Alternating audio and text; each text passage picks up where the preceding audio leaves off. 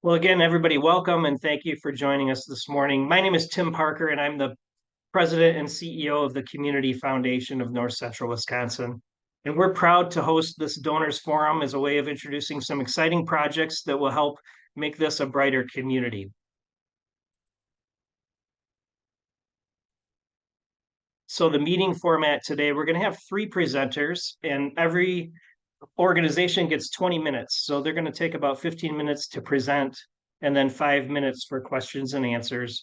I will keep track of time just to try to keep us on track. And we ask that all of you mute your microphones for now until the Q&A session. When you have a question, you can unmute yourself.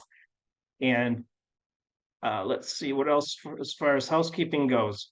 I think that's most of it. So let's see if we can get this done in an hour. We're going to do our best. We have 3 presenters today. First of all, the Community Foundation is going to present our Welcome Home project. So I'll tee that up in a few minutes, and then Michelle Gleason is going to take over that presentation. But second, we're going to have the Ascend Funeral Home present their project that's going on.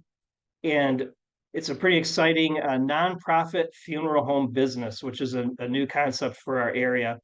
And we're going to have Jeff Zerini and Lucas Gajewski from Ascend Funeral Home tell you all about that. And then finally, the city of Wausau is going to present their River Edge Parkway master plan. And Andrew Lynch and Brad Lenz are going to be presenting that to you. So we're going to get right into it because we don't have a whole lot of time. And I'm going to introduce our Welcome Home project. We've leased our offices since the Community Foundation was formed in 1987. And we recently outgrew our space. In fact, we had people sharing offices in our previous location. And we entered into a lease buy analysis because we had been nearing the end of our lease and needed to make a decision. And when we were looking at our priorities for our office, of course, location was the most important thing, but also accessibility, visibility, and approachability for the office was important for our donors. So we're proud to say that we're now first-time homeowners, and we purchased an office, and we're calling this project the Welcome Home Project because one day in a board meeting, one of our board members said they would like to be part of this project and help support it. And as a result, in that board meeting, the board decided that we would enter into a fundraising campaign to give community members a chance to be part of our new office. So I'm going to turn this over right away to Michelle Gleason. She is our development director, and she will tell you about Welcome Home. Good morning, everyone. We will just take a moment and swap the screen share so I can share our slideshow. Okay, well, as Tim said, our project is called Welcome Home, and we've been so excited. We are in our new space, and we'll share with you some pictures along the way here. So I'll just start with our Welcome Home. And so here, some of you know this space, but we are really excited about our new space. We love the Dudley Tower, but are pretty excited about moving and being more accessible here. So some of you may know this space as the old Chamber of Commerce space, and this is our condo that we purchased. And so why are we meeting today? Tim shared a little bit about this, but really this is your community foundation. So all of us in the community are part of this foundation, and we want to share some more information with you all today. And we're inviting you all, if you're interested, to support our Welcome Home project. And so we'd like to share a little bit of more information, some details about our condo and our properties. So as we mentioned, the board started talking about being more accessible and visible to the community. So our space is right in the heart of downtown. We're excited to be on the edge of the historic downtown part and then the new developments with the Imaginarium opening this fall. We have doubled our space, so we have about 5,600 square feet. So we're pretty excited to have some more meeting rooms and have some space for the friends of our foundation. And we moved in last month, so we've been here a little over a month. or in June, excuse me. And we are slowly moving in because we are purchasing furniture and art for our walls and things like that that we can share more about as well. And that's our new address, 200 Washington Street. We're in Suite 120. And then just a little bit more information for you on some numbers here. So we purchased this condo for $650,000. It was appraised at $747,000. We have budgeted renovations for $250,000. And then we have some upgrades too that we've discussed that would really make our space that much more beautiful. And we'll share a little bit more details about that. We took some pictures before, so some of you may be familiar with this space if you visited the chamber offices. So we wanted to really make this space open. And so what we did, really this was the only construction we did in our project, is we took down the wall that you saw right when you came in the offices to make it more welcoming and open. And we've really gotten some good feedback when people come visit us, they notice that right away. And then this was our first picture that we received when we, shared our ideas on what we want this space to look like. So this is our community space that we really are hoping is inviting and welcoming, and people can come in and share coffee with us and talk with us and maybe check an email and meet with maybe other colleagues. So, and we have our purpose on the left. If you haven't seen our mission, vision, and purpose, we put those in a few slides. So I invite you to check those out as well as we're walking through this. Here we added some of our textures. So it was fun to pick out pieces to make our space beautiful. We have some of our carpet samples in here and some parts of our walls. And we really invite people to come in and see the space because it's really much better in person than on a slideshow here. And our mission, our lighting, we've gotten really good comments on our lighting too. It's really beautiful and just aligns so well with our mission. We inspire charitable giving to invest in a brighter community. So we really wanted beautiful lights to match our mission. And then we divided here into 3 buckets of ways that potential donors could support this project. And so we have listed out, we have our purchase price. And then we've offered donors some ways to be part of this, and they could name some spaces.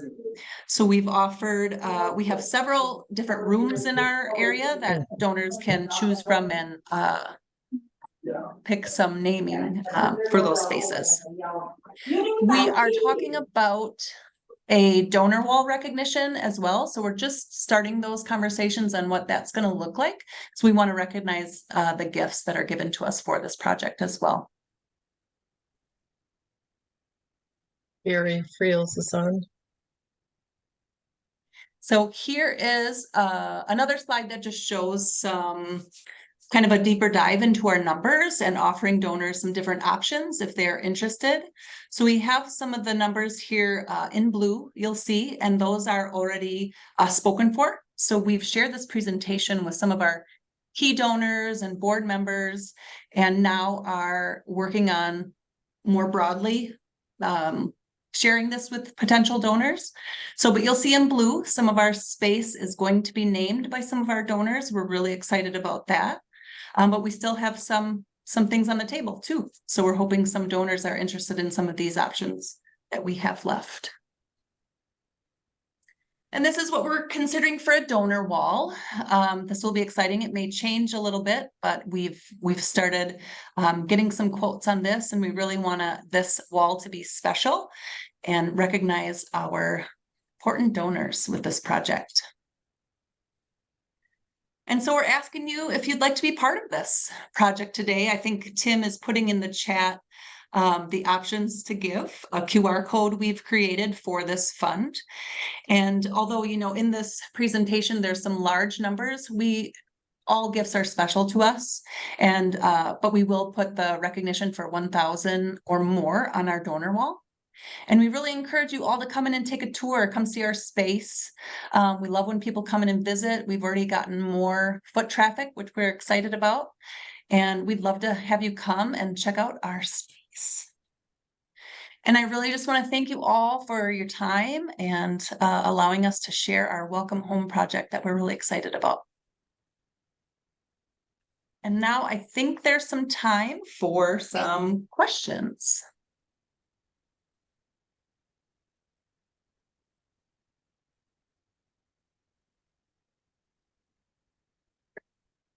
Okay, and Tim did put our link to donating if anyone's interested in copying that or clicking on the link. And my contact information is also in the chat.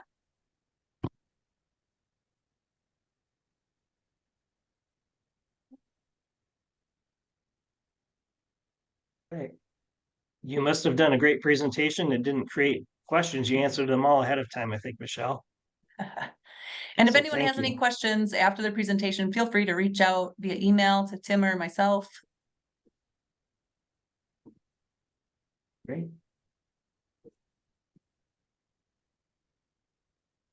Okay, well, we can, Kelly can change the screen share. And while Kelly's doing that, I just want to remind everyone, if you could please mute your computer during the presentation, that would be helpful. Thank you.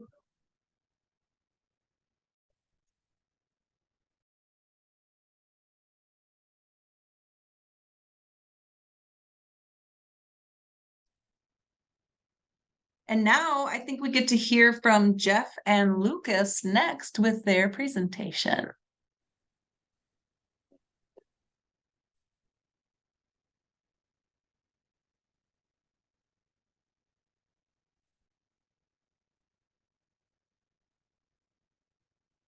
All right. Great. Thank you. My name's Jeff Zerny. I'm the president of the board of directors for the Ascend Funeral Home. And with me today, I have Lucas Gajewski, our executive director. And Lucas is a licensed funeral director and will be heading up our operations. We'd really like to thank you for the opportunity to speak to you today about this exciting project. Ascend will be the first nonprofit funeral home in this area, and it's located on Jelnick Avenue, near the DC Everest High School in Weston. This will be a 8,500 square foot facility with sitting on 5 acres, parking for 90 vehicles on site on the lot itself. The project has begun last Tuesday. We had our groundbreaking ceremony. We had nearly 100 people attend this groundbreaking. It was really exciting for us to finally get a shovel in the ground. It's now excavated, and they're getting ready to start pouring the footings for the building and begin some of the footings for the curb and gutter along the parking lot as well. So we're well underway, and we'd just like to share this with you. And I'm going to turn it over to Lucas now. He'll give us greater details. Thanks, Jeff. Like Jeff mentioned, my name is Lucas Gajewski. I've been a licensed funeral director serving Wausau since 2015, and consider it a great privilege to be on this project. And I'm very proud to be sharing it with you all today. And we're very proud to start talking about it with the community as well. We've been spending about 2 years on this project, and what you are looking at right now is just two examples of those 2 years of hard work. Our bird's eye view that you'll see on the right there, like Jeff had mentioned, this is where we sit. If you look to the north or the top of this bird's eye view, this is Jellinek, where we have an entrance followed by an exit and entrance again off the east side of our property. 90 parking spots, as Jeff mentioned, and our beautiful building that we've worked with Godorsey on facing the south, as you see there. What we'd like to do at this point in time is I'm going to switch our screen share over to our video. This video will give you a fly through of the building. I'm going to explain a little bit of our intentions with the building and explain a little bit more of our mission following the video. We've also shared some of our vision through a narration in the video. So give me one moment to switch things over to our video, and we'll begin.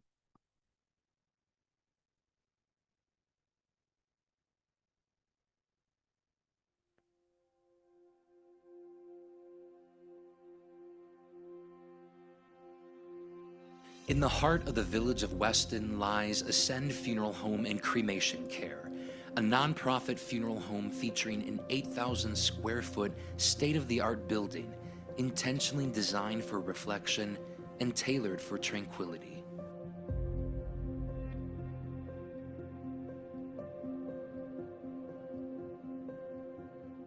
We believe that families should have the ability to celebrate life in a meaningful way, drawing closer together when a death occurs, not farther apart. This vulnerable time and the way funeral directors treat it can have a lasting effect on the optimal healing and growth that we wish to foster at Ascend. As a distinctly different provider of funeral and cremation services, our focus leads us to extending our care long before, during, and after your time of need.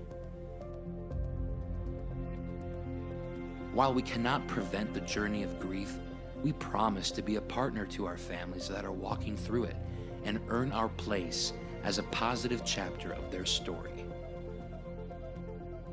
Ascend is proud to have leadership with deep roots in Weston, who have a vested interest in serving all families regardless of financial means, backgrounds, or beliefs. Through the generosity shown by the community and their financial support of our cause, families suffering loss are ensured the opportunity to focus on their well-being as much as they focus on handling final affairs. At Ascend, we are committed and intentional about service and giving back, because together we draw closer, not farther apart. Together we heal and grow. Together we ascend. Ascend Funeral Home and Cremation Care, fostering the healing and growth our community needs to navigate loss.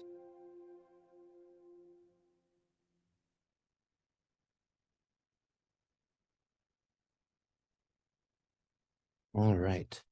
So as you can hear in that video, in that narration, a lot of our focus with Ascend is less on what it means for us as funeral directors and more on what it means for a community to have a funeral home like this.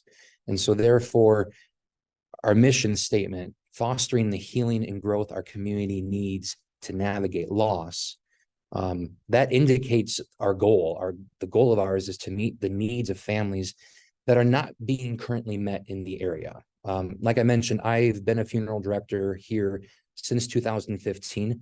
I've observed a shift in the culture surrounding death and how our community views, how we participate in celebrating life and our response to it. And at the heart of this shift is the way that a funeral home conducts business and their reasons for being in business. The community may not see this shift necessarily or anticipate the struggle it brings, because death, funerals, it's taboo. Okay, we shy away. That's not uncommon to think about. We shy away from these conversations for obvious reasons. But when death happens and families are forced to respond, we don't want them just left to move on. So when you add the weight of big decisions that you may or may not be ready to make, or a bill that you may or may not be ready to pay, it brings you into a delicate situation, obviously. And if you're not surrounded by the right people, or you don't have adequate support, chances are what comes next is not a positive chapter of your story. And that's how Ascend started. Started as a group of individuals who recognize that there's room now for change, that have walked through these chapters with grieving families or as grieving families, and they've wanted more. They've wanted better than what's there.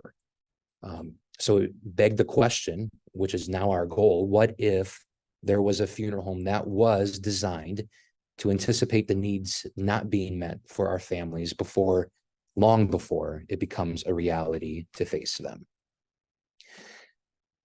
So Ascend's why and why now, that's all a direct response to those needs and the voids that we feel as an organization will bring a new approach to.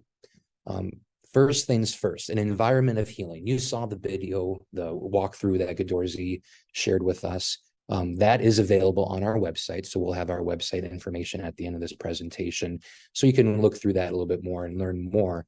However, you saw that beautiful building's design has less to do with what a traditional funeral home leads us to believe that we need, and more to do with promoting a positive space.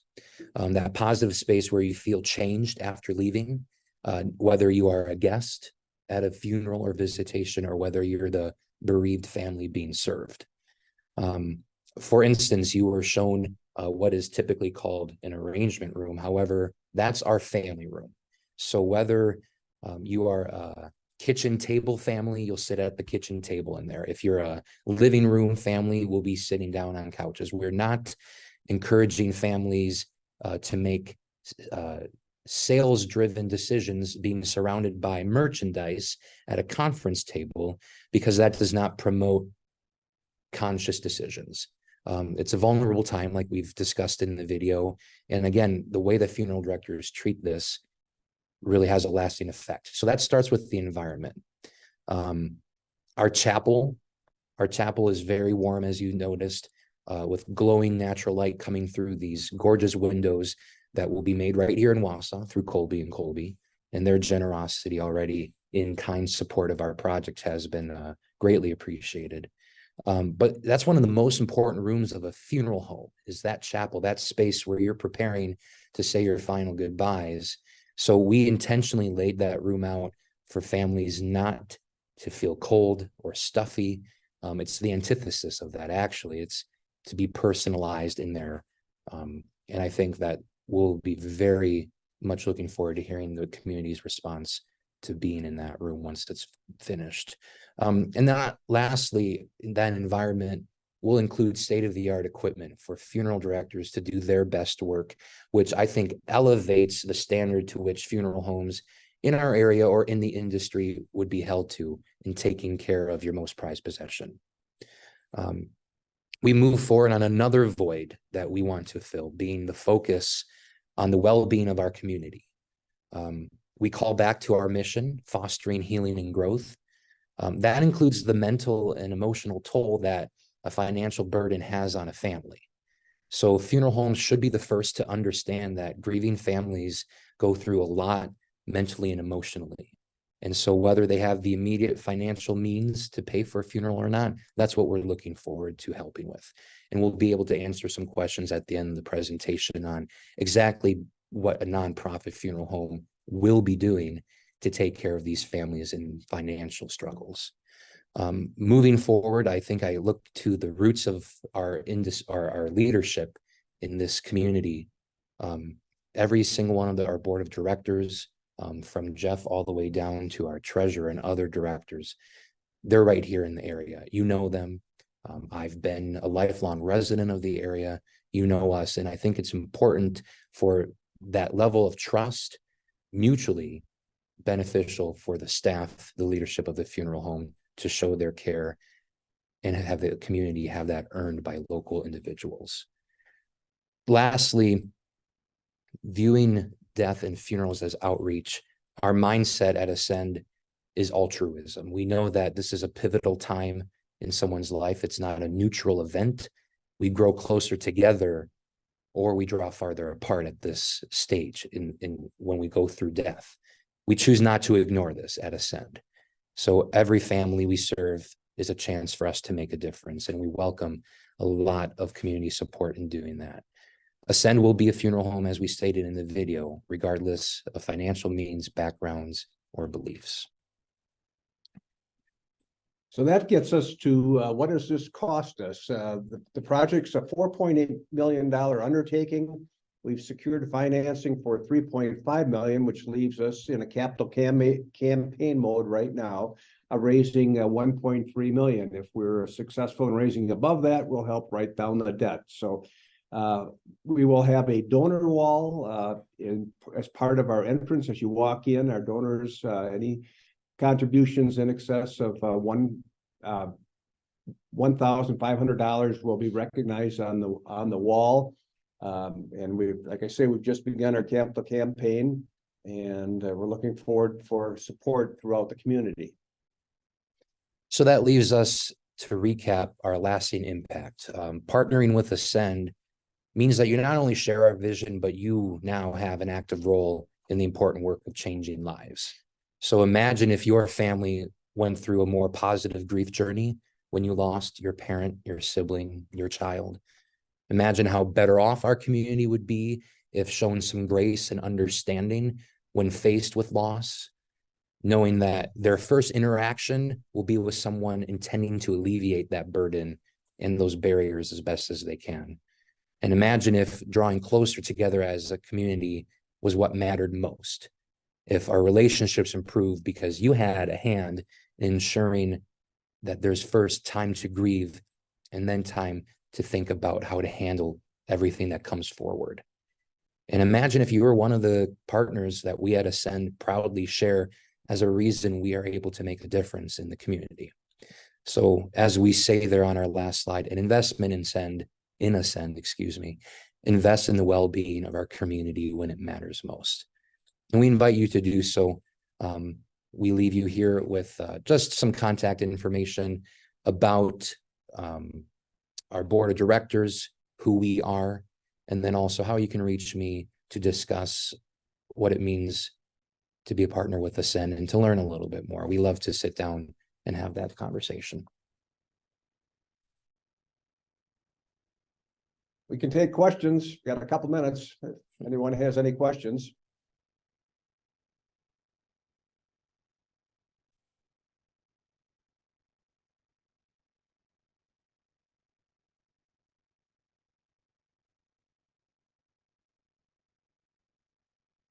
Oh, Lisa.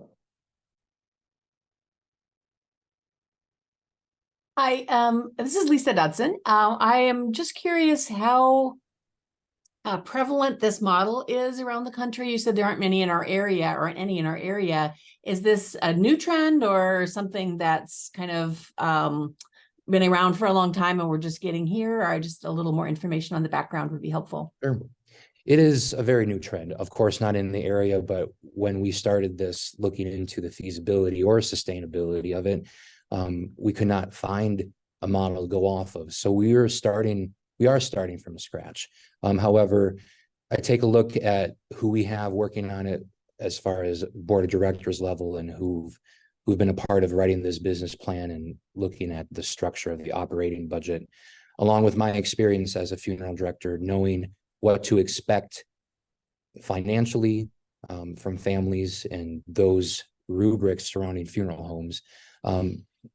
Definitely believe that this is something a funeral home can manage to do, especially right here in this area when we've seen the community support any project like this. This is Tim Parker. I have a question. As far as demand goes, are there not enough funeral homes in the area right now, or will you be competing and kind of taking business from the traditional ones in the area? Sure. That's a great question. Are there not, one of the questions you had raised, are there not enough funeral homes in the area? There are several funeral homes in the area, but I would also invite you to consider what funeral homes are looking to take care of families in everything that they do, where everyone is located. Because if you are feeling as an employee of a funeral home as a number because you have so much management above you, because your funeral home was turned over into corporate hands, that directly affects the way families are being treated. In the last 2 years working on the project, because I've left full-time work as a funeral director, I can tell you a lot of feedback I've received from families noticing the shift, noticing the change, and wishing they had another opportunity to do things again. You only get one chance to do this.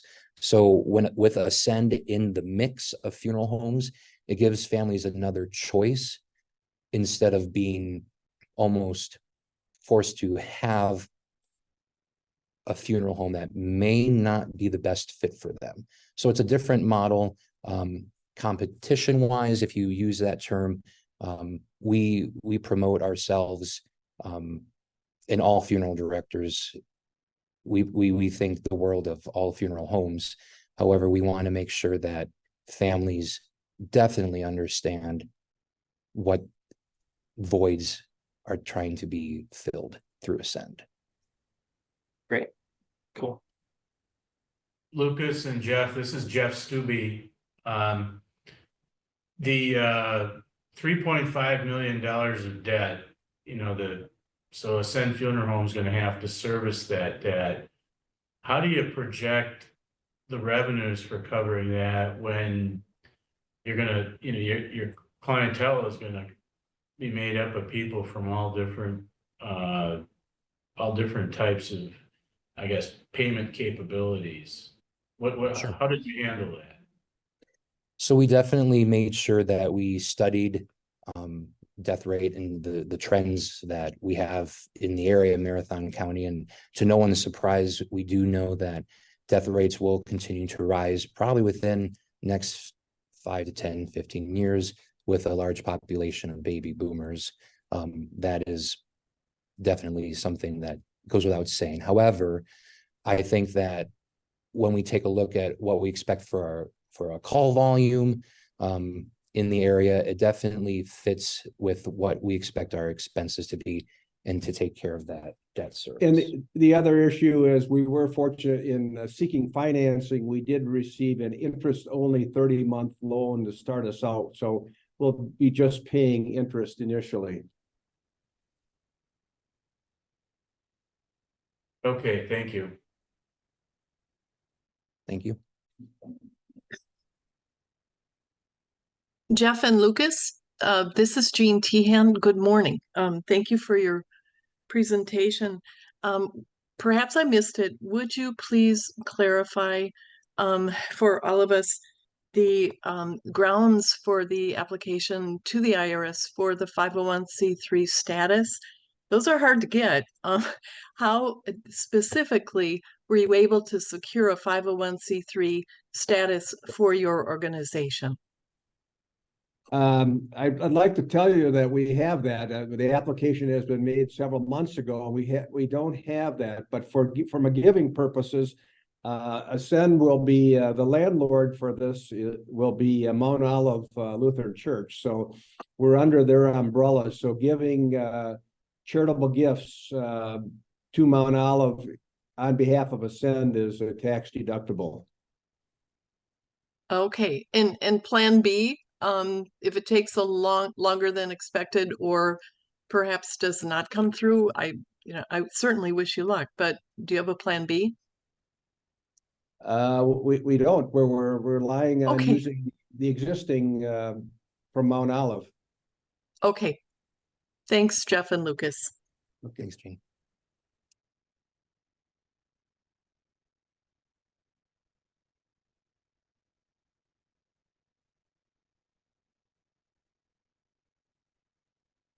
Okay, well, are there any more questions, or are we ready to turn it over here? It appears maybe we could switch to Andrew and Brad from the city of Wausau, and they're going to talk about the River Edge Parkway project. And thank you very much for explaining Ascend Funeral Home. It's an exciting model, and I think you shared information about how to contact you. So great. Thanks for the time. Appreciate it. Thank you. Okay, here is the city of Wausau.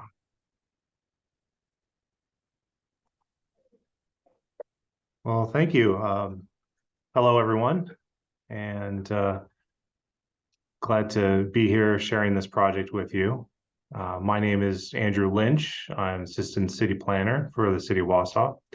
And also on the call, we have my colleague, Brad. Good morning, everyone. Brad's also the city planner. And so what we came to the Community Foundation with a couple weeks ago, and they said, hey, this would be a great project or set of projects to share with the donor forum, is really kind of the near and long-term future of the River Edge Parkway, or you can call it the River Edge Trail, interchangeable terms there. And we'll kind of take a look at the really sections that we can complete quickly and sections that we're looking a little bit further out in time. But always keeping in mind that what we actually have here is a 50-year-old vision that we are really close to completing. And we think the community would love to have the opportunity to participate in helping finish this off. So we're going to tell you a little bit about it, and we'll be able to answer some questions at the end here. So I'm really not kidding when I said it's a 50-year vision. Next year will be 50 years that the city established the Wausau River Edge Commission. Now the commission itself has since been disbanded, but this really started the official start of the vision for doing something along the river that kind of allowed the residents and citizens to access the river. And the Common Council really said it best at that time, that they find the river to be a natural resource of great value, present and future, to the city and its residents. And Wausau at the time was really no different than a lot of American cities, in the fact that it had the legacy industrial facilities near the river. And over time, those were starting to, move or not be used anymore as industry changed or locations changed. And also there's a lot of, in the 70s, a lot of emphasis on cleaning up the environment, and that movement really was starting. So this establishment of the commission was really kind of a radical vision, not just in, building a trail, but also kind of a quality of life vision for the community. So back then, what did it look like? Well, the best thing I have is I found a 1978 Marathon County bike plan. As you can see, it shows a little bit of trail down there, kind of where the kayak course is now. However, at this time in 1978, there was no kayak course. And so there's a little bit of paved trail along the river. And we can jump forward a little bit to 1995. And this is from the River Edge Parkway first master plan. And within that circle, you'll see the dotted lines. That is the existing trail. So on the east side, you go all the way from Oak Park up to where the eye clinic is now. But the eye clinic wasn't there. The Dudley Tower wasn't there at that time. So it's really been a transforming factor with the riverfront there. And also on the west side, at Riverside Park. And then we'll jump forward a little bit to 2020, when this is our River Edge Master Plan, the newest version that we have. And this shows what is really today the current state of the trail system. On the east side, you have a long continuous stretch. On the west side, it's chopped up a little bit more. And I thought it was kind of important to show this because it really shows that over 50 years, trail development often ebbs and flows with the availability of the land, the availability of the funding, and the vision and priority to put all those together at the right time. So that being said, when we have an opportunity to build some trail, we like to jump on it. And that's kind of what we want to do today. And, studying this map, we've kind of come up with 4 major gaps that we're looking to kind of fill and that we think we can do pretty quickly here. So the first one, we're going to start at the top. And there's a good reason for that. And I'll come to that in a little bit. So I'm going to kind of give you a little bit, we'll do a little bit of geography with each one of these. I look at these maps all the time and I realize not everyone else does. So hopefully we'll be able to land everybody where we are here. So this is an area north of Athletic Park. And you see along the bottom of the image there is Winton Street. And that main road running north-south is North 6th Street. So you can kind of see the industrial building there towards the bottom, and that's the former County Materials facility that's been bought by a local business. And just earlier this year, the city bought the remaining county material parcels that are west of the railroad tracks. So between the railroad tracks there and the river. That's a really great acquisition for the city because the trail currently ends at Winton Street. And if we want to take it any further, we need to have access there. Now, really neat thing is in our 2020 plan, we actually were able to kind of have this surveyed out. And I'm going to let Brad talk a little bit about this trail and the railroad crossing up there. Sure, thank you. Just a little distracted. My windows are being washed as we speak in the background, so I'm going to try to ignore it. Mine. Hopefully you can too. So yeah, as Andy said, the city does own that land west of the tracks, and we have some preliminary plans already for that. We had been working with County Materials when they had owned that property. So we got sort of a head start on this segment. Really the sticking point right now is that crossing of the railroad tracks that would go into Gilbert Park.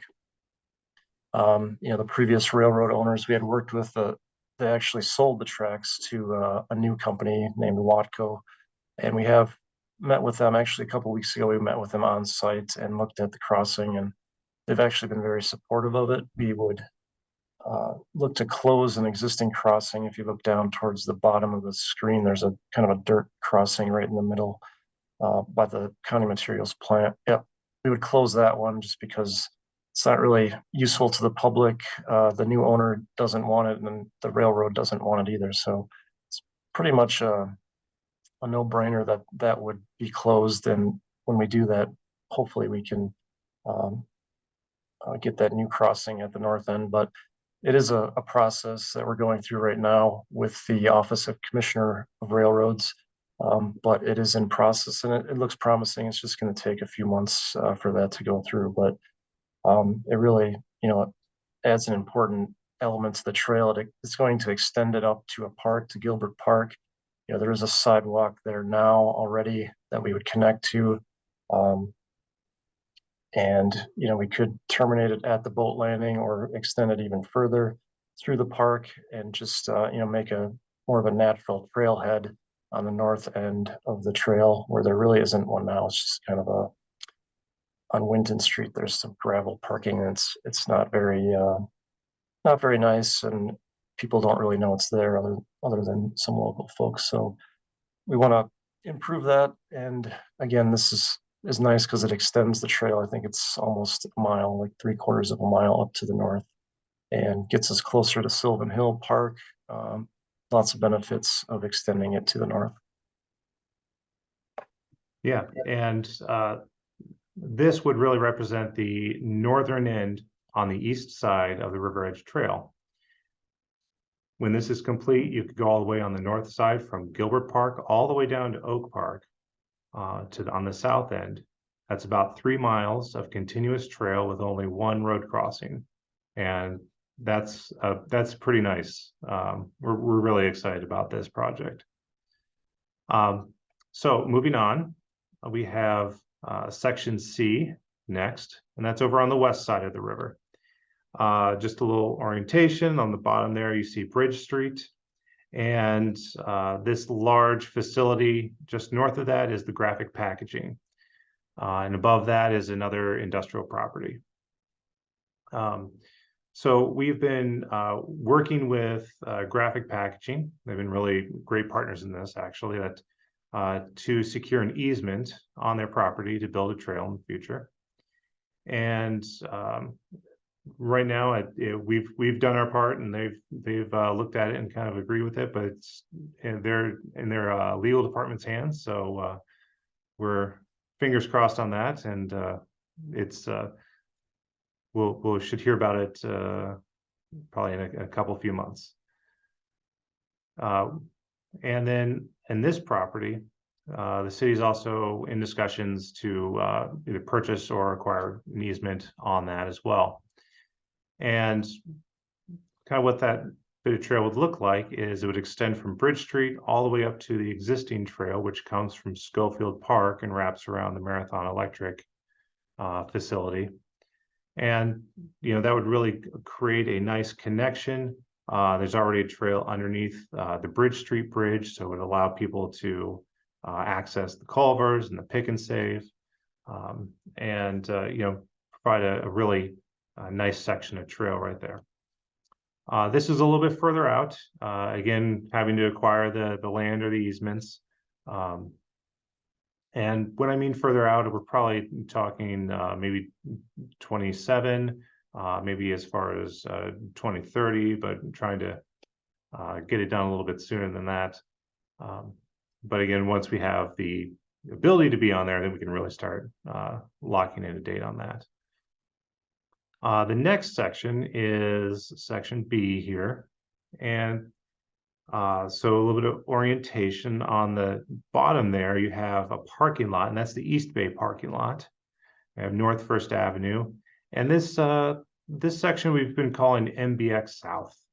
When you drive north on First Avenue, you probably see a bunch of pallets stacked up outside this facility. And so that's the Marathon Box company, or it used to be called that. So this trail is envisioned to actually kind of cut into the bank of the river. And it's something we've had an easement for a long time. We are working with the current owner there to expand that easement a little bit, allow a little bit more room to work within. So that's kind of just an ongoing process. And this is also a section which is probably a little bit further down the line for us. There is also a railroad crossing there, and that's something, again, we'll have to kind of go through a process with the state office to make sure we're good to have a crossing there and everything. So but this is a really important connection. It would connect Stewart Avenue and Bridge Street, and two of our busiest roads, really great connection along the west side. But now we're going to go down all the way at the bottom to section A and take a look at this section. So a couple reasons why I wanted to call this section A. And one, it's actually our easiest to build. And we were looking to, try to push this project forward. Two, it's in a moderate to low income neighborhood, and we wanted to make sure that it was not forgotten. But also, three, and perhaps more importantly, is unlike the other three sections, this section does not have a dedicated funding source for it. So sections B, C, and D are all within a tax increment district, which is a funding mechanism that could be used if it so choose to fund the acquisition of property, the construction of trail. Section A is not within, or it's not within a half mile of one. So it kind of falls into a little bit of limbo there. So kind of wanted to put some priority on it and make sure that we did not forget this section. And just that we have a bicycle and pedestrian advisory committee that, we've been talking with them about these different segments, and they actually preferred this one the most because of the reasons mentioned, but it makes a nice connection, again, extension onto existing trail, and get into some of the details, but it is essentially the most ready to go. The city owns the land, and we do have an easement from Colby, actually an amended, we had an easement before, we just modified it to make it better and more useful. So it's basically ready to go from a real estate perspective, which is, that's the first step in all of these. If we don't have the real estate, we can't do anything with the trails. So this one is ready to go. Exactly. So as Brad mentioned, we have an easement from the Colby property. As you're traveling east on Thomas Street, you probably noticed that facility just before you cross the bridge. And so that easement would allow us to build a trail towards the river and wrap around their property. And then when we get down to Adrian Street, then we are on city property, because that's the wastewater treatment and Department of Public Works facility. And kind of little hidden gem is on the outside of the fence of that facility is a walking trail. Now, it's not really well maintained, but it's there. It's open. You can go walk it this afternoon if you want. And there are sections of it which have a little bit more gravel, and other sections have a little bit more dirt and weeds. But it's a really great spot, puts you right next to the river. When the leaves are off, it gives you some really great views of the East Bank. And, you know, it's a great way to use an existing city asset for the, you know, for everyone. That does come out all the way, it goes all the way around. It comes out at the end of Adolph Street. And that's just a quiet neighborhood street. So we're also proposing that using signs and pavement markings, we route people through the neighborhood streets all the way down to the tip there of DC Everest Park.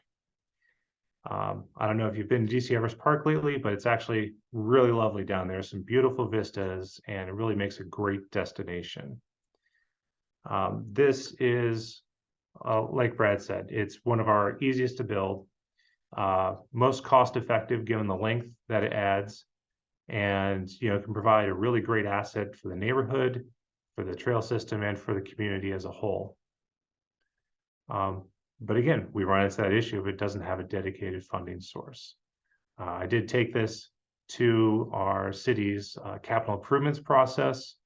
And although it scored well, it didn't score quite well enough amongst many other really great projects. So want to just recap a little bit here. In the near term here, we're looking to raise some funds to help build trails next year. Section D up north on the east side, we have a projected budget of about $350,000. The Room Tax Commission has committed $250,000 of that. And so we are looking for an additional $100,000 to finish that off. Again, we're expecting all things going well with the railroad. We're looking to construct that next year. And then the Section A here, we have a budget of $500,000. Room Tax Commission did commit some funds to this, more as a way to make up any kind of shortfall in the budget. So they committed up to $100,000. Really grateful to the Room Tax Commission for doing this. This is the first time they've committed those funds to municipal assets. And I think it's a really important function that they can do. So we're looking to make up as much as possible the remaining $400,000 and try to have an idea where we are with that before the city budget gets finished, so we can you know, fit any remaining amount into the budget for next year. But again, we're looking to construct next year, and this is a priority section for us. So, Great. How about Q&A for a minute here? yeah, sure thing. Okay.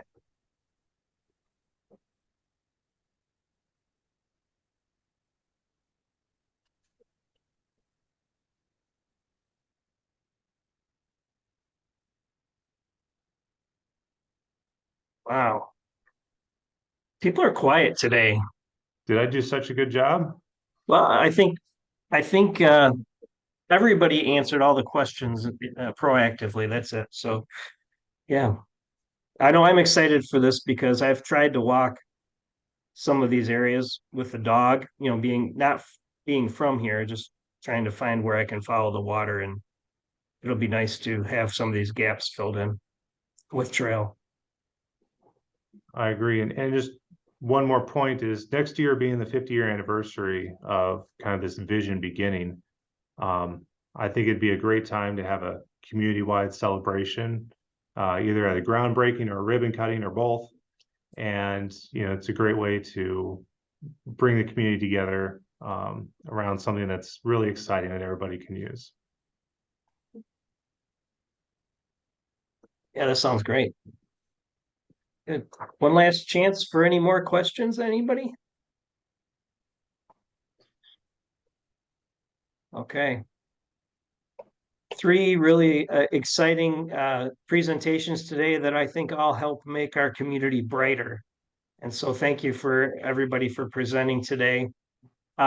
We will be sharing the recording with some donors who specifically have asked for the recording. So some of those questions that we didn't hear during the presentation today might be asked in a different way by other people. So thank you for everybody who attended today too. We appreciate you taking an hour to hear about these projects that are going on in our community. Feel free to reach out to the presenters directly if you want additional information or want to make a gift to their project, or you can contact us here in the office and we can put you in touch with the specific people if you don't have their contact information. You can expect another donor forum this fall where we'll have a similar format. And with that, I think we're finished for today. So thank you for all of your time and have a great afternoon.